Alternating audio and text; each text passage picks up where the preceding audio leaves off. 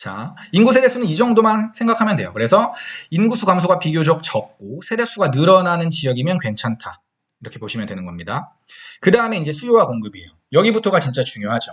모든 가격은 수요와 공급에 의해서 결정이 되는데 부동산도 마찬가지라 그랬고, 제가 비교적 주식보다 부동산을 좋아하는 이유는 이 수요와 공급의 데이터를 비교적 명확하게 볼 수 있기 때문이라고 제가 말씀드렸어요.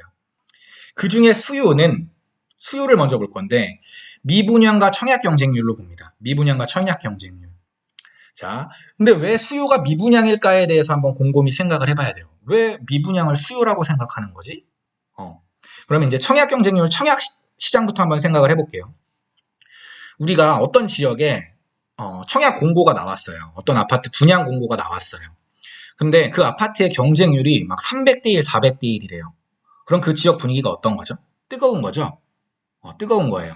그 지역에 청약을 받으려는 사람이 많은 거예요. 그러니까 당연히 청약 경쟁률이 높으면 그 지역의 수요는 많은 거예요. 아파트를 살려는 사람들이 많다라는 거고, 아파트를 살려는 사람들이 많다라는 거는 가격이 계속 올라갈 수 있다는 거예요. 이게 수요인 거죠. 청약 경쟁률은 비교적 명확하게 이해가 돼요. 근데 왜 미분양이 수요일까? 근데 미분양도 생각해보면 너무 당연한 거예요. 청약 경쟁률의 반대로 생각하면 돼요. 청약 경쟁률이 낮은 거예요. 청약 경쟁률이 청약을 아예 안 넣어가지고 분양을 아예 안 받는 거예요. 미분양이라는 건. 그러면 그 지역이 만약에 미분양이 났다라는 건 얘기가 뭐죠? 아무도 청약을 받으려고 안 해. 그럼 아무도 아파트를 살려고 안 해. 그러면 수요가 별로 없어. 수요가 없으니까 가격이 떨어져? 이렇게 되는 거예요. 논리가. 그래서 우리가 미분양을 수요라고 보는 거예요. 램군님께서 말씀하시는 건, 램군님은 미분양을 굉장히 중요한 지표로 생각하고 저도 그렇게 생각하는데, 미분양이 모든 걸 반영하고 있다라고 보는 거예요. 공급이 많아가지고 떨어지는 거, 심리가 위축돼서 떨어지는 거, 어떤 교통 호재가 발표됐는데 그게 빠그러져가지고 떨어지는 거, 이게 다 미분양에 반영이 된다라는 거예요. 어쨌든 그 지역의 분위기가 식으면 다 미분양으로 나타난다는 거예요. 그래서 미분양은 어떻게 보면 되냐면, 해당 지역의 미분양이 감소 추세에 있는지, 그 다음에 플러스로 중공업 미분양까지 감소 전환했는지, 이거 두 개를 보는 거예요. 그 단일 해에 이때 만약에 2016년도 몇 월에 미분양이 몇 개인지가 중요한 게 아니라, 이게 중요한 게 아니라 미분양이 이렇게 감소 추세에 이렇게 있는지 증가 추세에 있는지가 중요하다라는 거예요. 이걸 볼게요.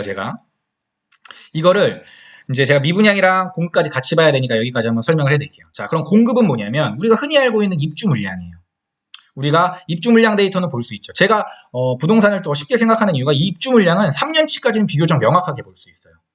그리고 이 인허가 물량이라는 거는 4, 5년 뒤의 물량을 예측할 수 있는 거예요. 그래서 한 3년치 입주 물량은 되게 정확하게 볼 수 있고, 인허가 물량은 4, 5년치 뒤를 볼 수 있는 건데, 그럼 우리가 거의 이것까지 합치면 거의 5년치 물량을 볼 수 있는 거라고 볼 수 있거든요. 그럼 5년 뒤에 공급이 많겠구나, 4년 뒤에 공급이 많겠구나, 2년 뒤에 공급이 많겠구나를 명확하게 알 수 있는 거예요.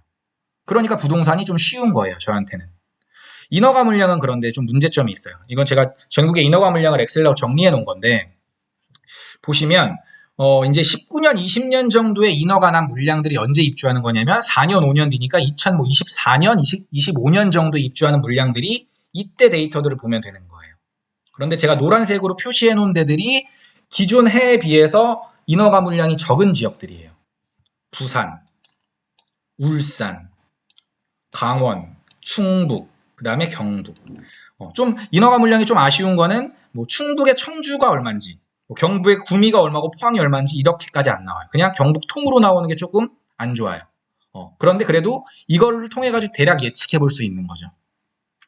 제가 계속 울산에 대해서 좋게 말씀드리는 건, 울산은 입주 물량이 21, 22, 23 내내 별로 없는데 24, 25에도 없을 확률이 매우 높은 거예요. 인허가 물량 자체가 없으니까. 그러니까 기존에 많이 올랐던 1급지, 2급지가 아니라 3급지 울산 동구 이런 데서 지금 막 올라가고 있는데 이제 시작이라고 보는 거죠. 왜냐하면 24년, 5년까지 입주 물량이 없을 거니까. 그리고 많은 전문가들이 부산 얘기할 때 했던 얘기도 2024년, 5년까지는 입주 물량이 거의 많지 않을 겁니다. 이 얘기를 많이 했거든요. 2017년, 18년에 입주 물량이 이렇게 많았었는데 이게 다 소화되고 나면 이제 별로 없는 거예요.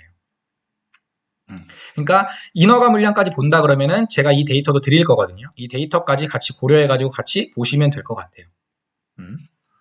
자, 그래서 입주 물량하고 인허가 물량 보는데 인허가 물량 데이터는 제가 이제 정리해서 드릴 거고 어디서 보는지도 제가 이따 알려드릴게요. 입주 물량 데이터는 저희가 부동산 지인에서 본다라고 말씀드렸어요. 그거를 제가 이제 설명을 해드릴게요. 자, 이제 실습입니다. 이거부터 이제 녹화 강의 보시는 분들은 실제로 같이 해보셔야 되는 거예요. 일단 부동산 지인 화면에서 아까 인구 세대 스텝 클릭했고요. 수요 입주 탭부터 한번 볼게요. 수요 입주 탭. 수요 입주를 통해 가지고 입주 물량, 즉 공급 물량을 알 수 있는 거예요. 수요와 공급 중에 공급을 우리는 수요 입주 탭에서 보는 거예요. 아까 우리 전주 본다 그랬으니까 전주 한번 볼게요. 자, 전북, 전주예요.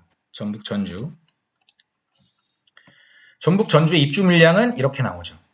그냥 입주 물량만 보고 한번 예상을 해보는 거예요. 입주 물량이 없었을 이 시기에는 올랐을 확률이 높고요.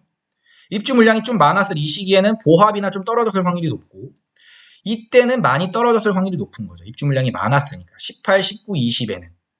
근데 전주는 미래에 사람들이 왜 많이 들어갔냐? 21, 22, 23, 24에 거의 없으니까 많이 들어간 거예요. 근데 전주 같은 경우는 조금 더 정확하게 보려면 이 수요 입주 플러스로 가서 군산하고 익산 정도를 같이 봐주시면 더 정확하게 볼 수 있어요. 여기 지역 추가해서 전북에 군산 플러스 누르시고 내려가셔서 익산 플러스 누르시고 그 다음에 전주를 플러스 누르신 다음에 검색을 누르시면 돼요. 수요 입주 플러스 탭에서. 그럼 이렇게 3개의 입주 물량이 합쳐진 것과 3개의 수요량이 합쳐진 것들이 이렇게 나오는 거예요. 그럼 이렇게 합쳐놓고 보니까 입주 물량이 적지 않았던 거예요. 이때 쭉 적지 않았어요. 꽤 많은 양들이 있었다가 16, 17에 별로 없었다가 18부터 엄청 많았던 거예요. 자, 그럼 이제 이거를 미분양이랑 한번 연결시켜서 같이 볼게요. 부동산 지인 탭에서 지인 빅데이터에 미분양 탭을 가볼게요. 미분양에서 전주의 미분양이 어떻게 됐는지 보는 거예요. 전북, 전주 이렇게 미분양. 자, 보면은 10년부터 10년까지 미분양이 엄청 쌓여 있었던 게 급속하게 11, 12에 다 소진됐어요. 그러다가 13년부터 조금씩 이제 튀어나와 있다가 또 소진됐다가 그 다음에 또 튀어나와가지고 18, 19에 아까 미분양이 많았을 때 이렇게 쌓여 있는 거예요. 그럼 10년부터 11, 12에는 왜 소진됐을까를 예를 통해서 한번 유추해 보는 거예요. 이때 7년, 8년에 공급 물량이 많았었죠. 이때까지 꽤 있었죠. 근데 11년에 딱 한 해 줄어드니까 이때 미분양이 확 줄어드는 거예요. 그러다가 12, 13, 14, 15에 또 꽤 있으니까 물론 엄청 많은 양은 아니지만 꽤 있으니까 미분양이 만 양은 아니지만 조금씩 터진 거예요. 이렇게 터진 거예요. 그러다가 이것까지 소화를 다 시켜가지고 이때 미분양이 또 거의 없었죠. 이때 가격은 아마 조금 올랐을 거예요. 그러다 다시 미분양이 터진 16년부터 다시 가격이 빠지기 시작했을 거예요. 자, 이 전주 데이터의 미분양을 잘 보세요. 미분양 데이터랑 지금부터 이제 3차 필터링 매매 전세 지수를 계속 짬뽕해가지고 같이 볼 거예요. 매매 전세 지수는 아파트 실거래가에 부동산 빅데이터에 여기 가격 변동 탭을 보면 된다고 말씀드렸고 가격 변동 탭에서 전북 전주시 덕진구를 클릭해 볼게요. 이렇게 보면 아까 8년, 7년부터 계속 올랐죠. 이때 쭉 계속 오르다가 12년까지 오르죠. 12년 6월까지 정확히 오르다가 12년 6월부터 빠지죠. 크게 빠지진 않지만 여기까지 빠지죠. 14년, 15년 초까지. 미분양 데이터 보는 거예요. 미분양이 터진 이 시점부터 해가지고 빠지죠. 여기까지 가격이 쭉 빠지죠. 근데 미분양이 다시 줄어들기 시작하니까 가격이 어떻게 돼요?